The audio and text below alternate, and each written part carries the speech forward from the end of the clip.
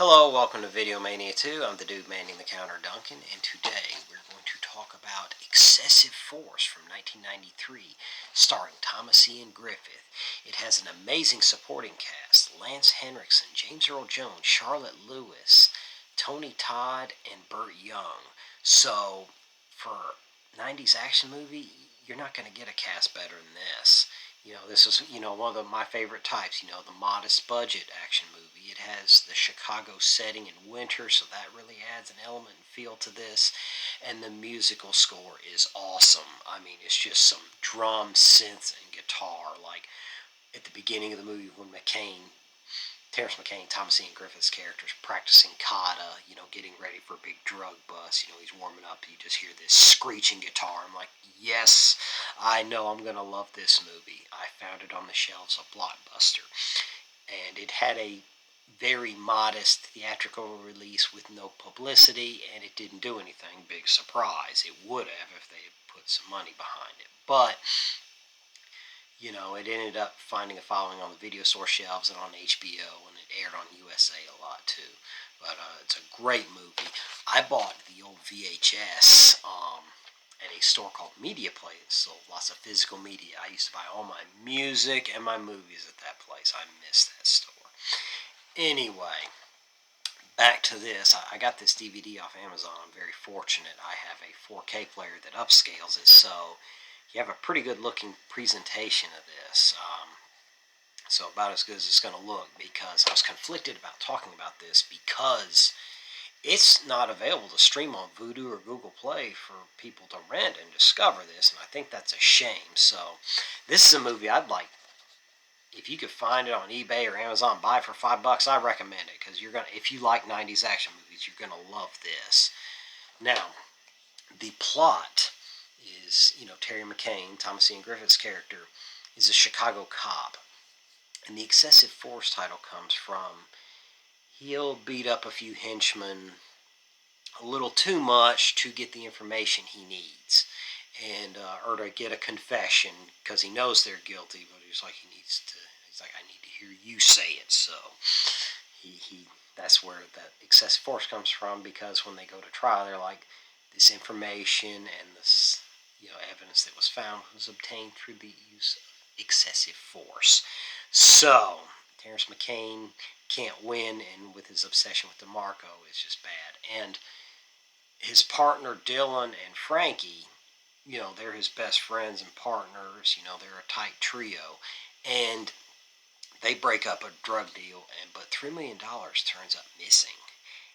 And Vinnie DeMarco, Burt Young's character, the mob boss, is like, we're talking about a lot of money here. I'm pissed. I want my money. And so they capture Dylan, and they bring him in to interrogate him, and they torture him. So he's like, where's my money? Somebody took it. Where is it? And so he doesn't know, and he really didn't, and they kill him. And so McCain becomes even more obsessed. Frankie's trying to reason with him. He's like, look, let's just let this go. This is just going too far. It's getting way out of hand, And, Captain Devlin, Lance Henriksen's character, is about to become police chief, and he's like, look, this excessive force, this obsession with DeMarco, it's got to stop. But then, some more events happen, and he goes to Devlin. McCain goes to Devlin. He's like, look, you've looked the other way plenty of times. When cops, they're under peril, you look the other way and let us deal with it. And so Devlin, he's like, okay, do what you have to do. And this conversation didn't happen. So, as it goes on,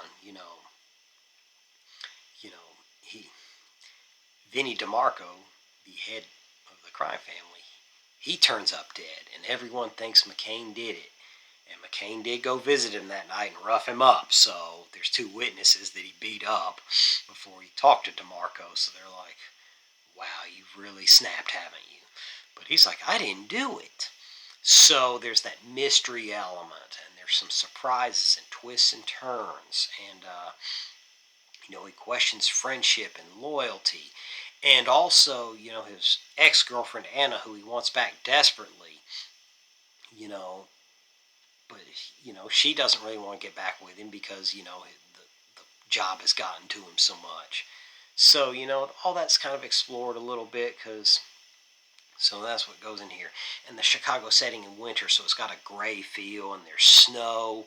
And the musical score, like I talked about, is just awesome for this early 90s modest budget, so it helps give that feel to it. And the action. Let's talk about the action. All the fights, there's none of this quick cut edits, everything's laid out beautifully. And Thomas Ian Griffith's been, he was a martial arts guy, still is, for years and years. So, it shows on screen, everything looks good, and you can see the action. The gunfights are all amazing, so there's no CGI or green screens or anything. Everything that happened on screen, you know, did happen. So this is just a great modest budget movie that they don't make these.